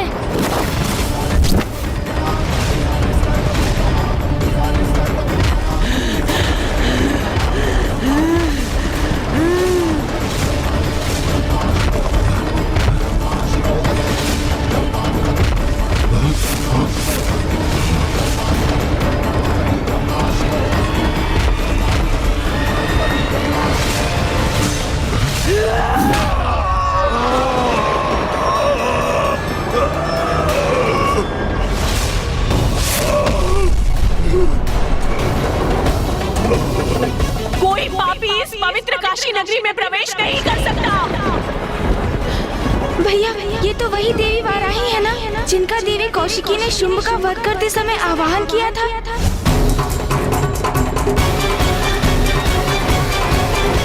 हाँ गणेश, माता वाराही तो काशी की रक्षिका है, जो प्रत्येक बुरी शक्ति से काशी की रक्षा करती है। ऐसे मुक्ति मिलती है क्या? मुझे भी ऐसे मुक्ति मिलेगी? दुष्ट, पापी, पिशाच, पवित्र पावन काशी नगरी में पांव धरने का भी दुस्साहस कैसे किया तुमने? ये तो बहुत उग्र है। अपनी उग्रता की प्रचंडता से अपने प्रबलतम शत्रुओं को धाराशायी करती है माँ। फिर ज्ञानारी तो मात्र एक पिशाच ही है। माता वाराही उसे क्षण भर में चीर कर रख देंगी। जब तक प्रथम पूज्य गणेश जी साथ हैं, मेरा कोई कुछ हित नहीं कर सकता। इसलिए मुझे भयभीत नहीं होना चाहिए। कुछ नहीं होगा मुझे, वही करेंगे मेरी रक्षा। अच्छा, ऐसे नहीं मानोगे तुम। इतना दुस्साहस तुम्हारा कि मेरी चेतावनी के बाद भी आगे बढ़ने का, काशी के भीतर आने का प्रयास कर रहे हो।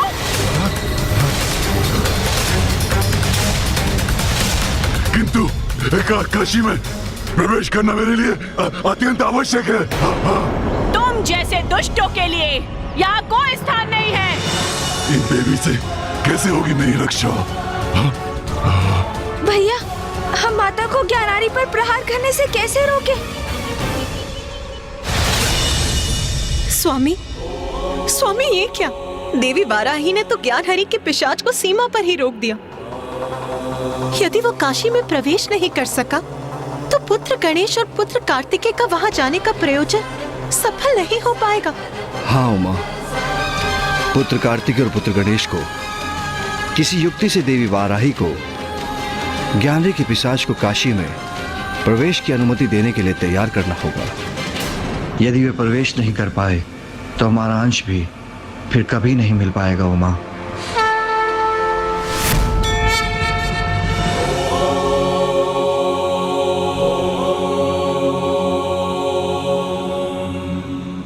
अब मैं तुझे नहीं छोड़ूंगी दुष्ट।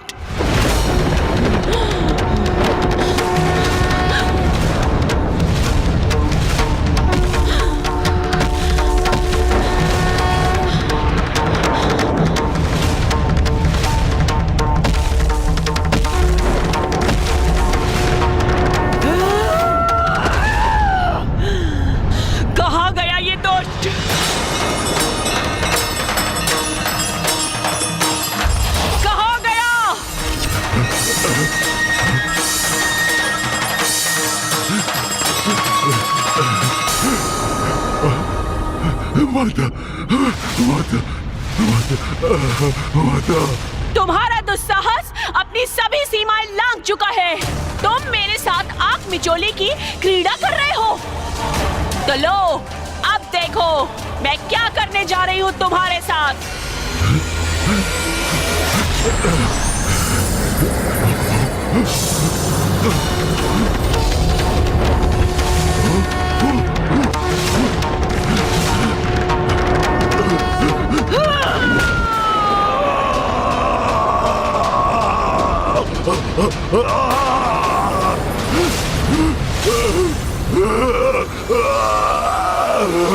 ये क्या? ऐसे तो ज्ञानारी के पिशाच का विनाश हो जाएगा। जिस उद्देश्य से वो यहाँ आए थे वो कभी पूर्ण नहीं होगा। रक्षा कीजिए प्रभु, रक्षा कीजिए। प्रभु, प्रभु, आपने वचन दिया था प्रभु, अथवा क्या ये वही मुक्ति है जिसका आपने मुझे वचन दिया था? तो क्या इस मुक्ति की आस में इस योनि में भी अपने प्राण से मुक्त हो जाऊंगा प्रभु? प्रभु रक्षा कीजिए प्रभु, सहायता कीजिए प्रभु। दुष्ट पिशाच, मैं तुम्हें ऐसे भस्म करूंगी कि तुम स्वयं को अग्नि की प्रचंड लपटों के मध्य उनसे झुलसते हुए, चित्कार करते हुए पाओगे। भैया, माता की उग्रता तो बढ़ती जा रही है। प्रभु,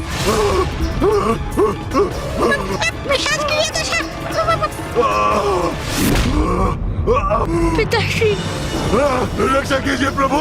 हमें माता को शांत करना होगा और कदाचित माता की स्तुति से ही ये संभव है। किंतु गणेश, हम देवी वाराही का स्तुति गान करेंगे कैसे? हमें तो उनकी स्तुति आती ही नहीं है। भैया, यदि हम अपने नेत्र बंद कर भक्ति भाव से उन्हीं शब्दों का उच्चारण करें जो हमारे अंतर में उत्पन्न हो रहे हैं, तो हमारे अंतर की गहराई से उत्पन्न स्तुति को सुन माता वाराही अवश्य शांत होंगी। हाँ गणेश, तुम उचित कह रहे हो।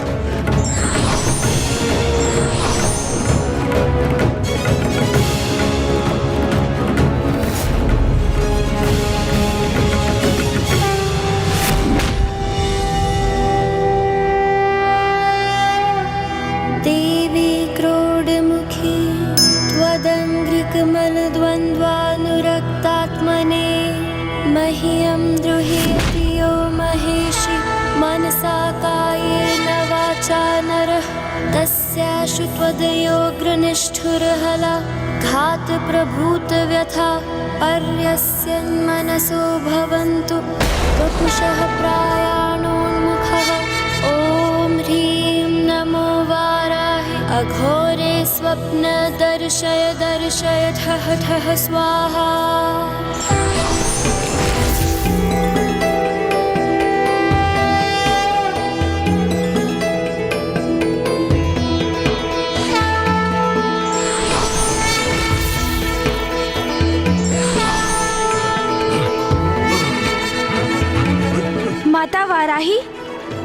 आपके दिव्य दर्शन पाकर हम कृतार्थ हुए।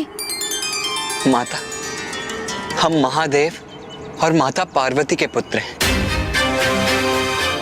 क्षमा कीजिए माता, किंतु हम काशी में किसी अनुचित प्रयोजन से प्रवेश करने का प्रयास नहीं कर रहे थे। तुम कौन हो ये मुझे भली भांति ज्ञात है पुत्र। तुम दोनों महादेव और देवी पार्वती के पुत्र हो,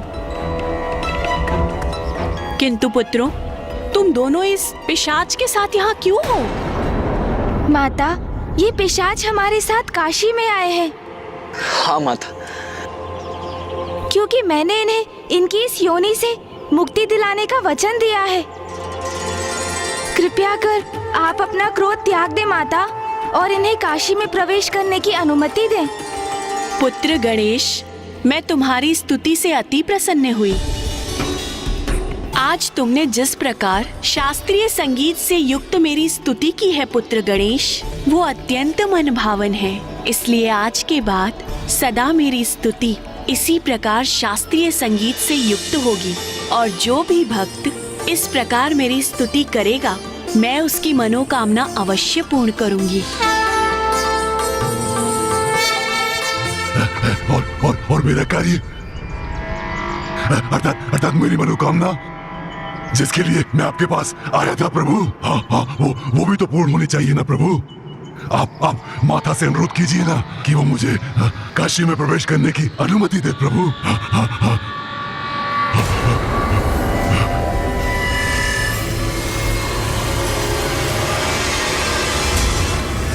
पुत्र गणेश, तुम्हारे वचन की रक्षा हेतु मैं इस पिशाच को काशी में प्रवेश की अनुमति प्रदान करती हूँ। धन्यवाद माता। आपको अनेकों धन्यवाद। चलिए, अब तो अनुमति भी प्राप्त हो गई। चलिए, शीघ्र चलिए। माता, यदि आपकी अनुमति हो तो मैं आपसे एक प्रश्न पूछ लूं? अनुमति प्रश्न पूछने की? अभी नहीं, ये आप क्या कर रहे हैं प्रभु? अभी समय कहाँ है किसी प्रश्न का? सर्वप्रथम मुझे इस पिशाच योनि से मुक्त करने का वचन पूर्ण कीजिए प्रभु। चलिए प्रभु, चलिए। ज्ञानारी जी, मैंने स्तुति गान कर माता को प्रसन्न किया। उन्होंने हमें काशी में प्रवेश करने की अनुमति दी, जिससे आपका प्रयोजन तो सिद्ध हो ही जाएगा। तो मुझे भी एक प्रश्न पूछकर अपनी जिज्ञासा शांत करने दीजिए। इसलिए धैर्य धारण कर कुछ पलों की प्रतीक्षा कीजिए। प्रतीक्षा के सिवाय और कोई उपाय कहाँ है मेरे पास? क्या प्रश्न पूछने के लिए इतने अधीर हो तुम पुत्र? पूछो, अपना प्रश्न पूछो। माता, आप काशी की रक्षिका क्यों हैं? और यहाँ क्यों निवास करती हैं आप माता? पुत्र, मैं भी माता आदि शक्ति की ही अंश हूँ।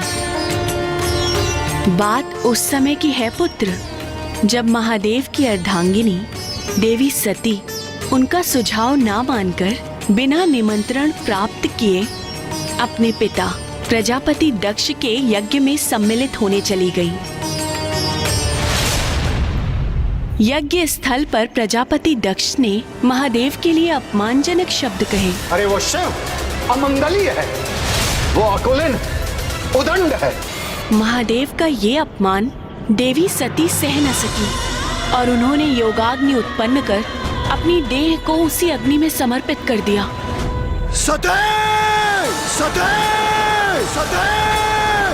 दुखद घटना से क्रोधित हो महादेव से उत्पन्न वीरभद्र जी और देवी काली ने वहां भीषण नरसंहार किया। यहाँ तक कि वीरभद्र जी ने प्रजापति दक्ष का शीश तक उनके धड़ से विलग कर दिया था। सभी देवताओं के अनुरोध पर महादेव स्वयं वहां पहुँचे और यज्ञ पूर्ण होने के लिए उन्होंने दक्ष प्रजापति को एक नवीन अजशीश प्रदान किया। किंतु जब महादेव ने अपनी ही अर्धांगिनी देवी सती की झुलसी हुई देह को देखा तो वो संताप करने लगे और उसके प्रभाव में जैसे विक्षिप्त अवस्था में ही पहुंच गए और देवी सती की देह को हाथों में ले अपने दुख को व्यक्त करते हुए संसार भर में तांडव करने लगे। महादेव के तांडव का अर्थ तो प्रलय की पुकार ही था। उनके उस तांडव से संसार भर में प्रलय के संकेत उत्पन्न होने लगे। सृष्टि की रक्षा हेतु सभी देवताओं ने नारायण से निवेदन किया था कि वही देवी सती की देह को महादेव से विलग करने का कोई उपाय करे। तो नारायण ने सुदर्शन चक्र से देवी सती के शरीर को 51 अंशों में विभक्त कर दिया और तब इस भूभाग में जहाँ भी देवी सती की देह के अंश गिरे वहाँ शक्तिपीठ स्थापित हुए और उन प्रत्येक स्थानों पर एक एक देवी विराजमान हो गई और प्रत्येक शक्तिपीठ पर महादेव के आदेश से एक भैरव ने भी अपना स्थान ग्रहण किया जो शक्तिपीठ के रक्षक बने। यहाँ काशी में देवी सती के दंत गिरे, इसलिए यहाँ मैं विराजमान हूँ और स्वयं महादेव ने मुझे काशी की रक्षिका नियुक्त किया है। तो अब तुम्हें ज्ञात हो गया पुत्र कि मैं यहाँ काशी में क्यों स्थित हूँ। माता, मेरे प्रश्नों का उत्तर देने के लिए आपको कोटि कोटि धन्यवाद। आपके श्रीमुख से आपकी उत्पत्ति की कथा सुन हम कृतार्थ हुए माता। कल्याण हो पुत्रों।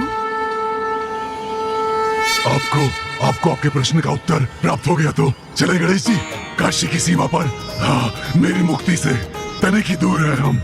मैं कब तक ऐसा प्रतीक्षा करता रहूंगा प्रभु, मुझे इस योनि से मुक्ति प्राप्त करने के लिए। प्रभु चलिए प्रभु।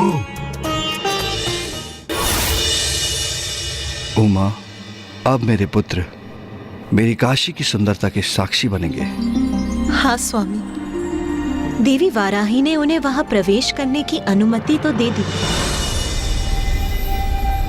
किंतु मुझे आभास हो रहा है कि उनके मार्ग में अभी भी बाधाएं शेष हैं। क्योंकि स्वामी, क्या ये संभव है कि एक पिशाच को उसके पिशाच योनि से मुक्ति दिलाना इतना सहज और सरल है? एक बात सदा स्मरण रखना पुत्रों, यद्यपि काशी स्वयं महादेव के शिवलिंग का ही स्वरूप है, किंतु इस पिशाच को विश्वनाथ मंदिर के गर्भगृह में प्रवेश कदापि मत करने देना, क्योंकि ज्ञानारी का अंत हुए अभी 1 वर्ष पूर्ण नहीं हुआ है, इसलिए अभी उसकी सूतक अवधि ही चल रही है। अवश्य माता। यदि मुझे मंदिर में प्रवेश ही नहीं मिलेगा तो मुझे मुक्ति कैसे मिल पाएगी? तो क्या गणेश जी ने मुझे मिथ्या वचन दिया है या अपना वचन निभाने के लिए वो अपने पिता के मंदिर के नियम को भंग करेंगे?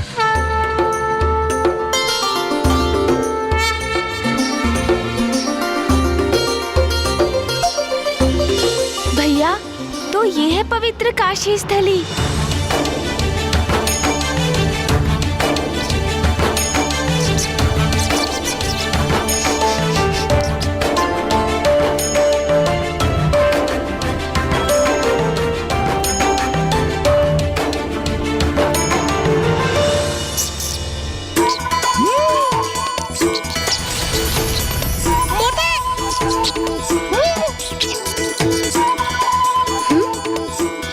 अच्छा, तो मूषक जी, आप इन लड्डुओं की सुगंध का आनंद ले रहे हैं। ये दिखने में इतना स्वादिष्ट और मधुर है कि मैं स्वयं को रोक ही नहीं पाया।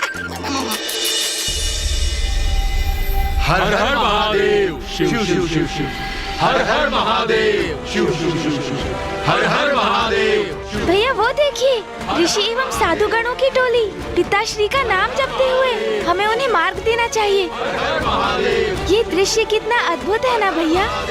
शिव शिव शिव, हर हर महादेव, शिव शिव शिव, हर हर महादेव, शिव शिव शिव, हर हर महादेव, हर हर महादेव, शिव शिव शिव, हर हर महादेव, हर हर महादेव। अरे, सुबोध तो उसी मार्ग के मध्य में खड़ा है जहाँ से साधुओं का समूह निकलने वाला है, किंतु सुबोध मार्ग से हट क्यों नहीं रहा? हर हर महादेव, हर हर महादेव, हर हर महादेव, हर हर महादेव, सुबोध, हर हर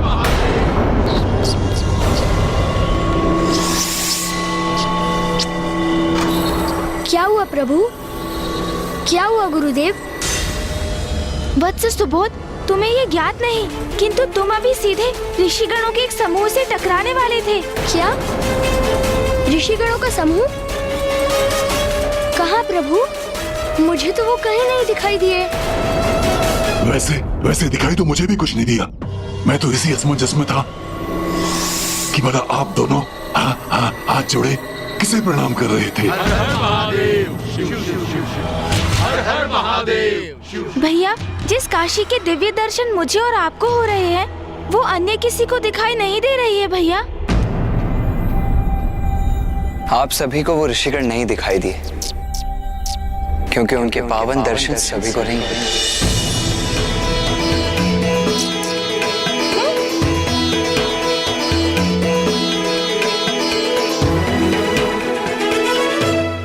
हाँ, इस काशी नगरी के भीतर साधारण प्राणियों की दृष्टि से छिपी एक और भव्य पवित्र सुंदर काशी है, जहाँ पवित्र हृदयी ऋषि मुनि सदा वास करते हैं। जहाँ देवता गंधर्व अपने उच्च स्थानों से नित्य आकर पूर्ण निष्ठा और भक्ति से प्रभु शिव का जलाभिषेक कर उनकी प्रार्थना करते हैं, और उनमें से कुछ तो भक्ति से ओतप्रोत हो अनेकों वर्षों तक काशी में ही निवास करते हैं।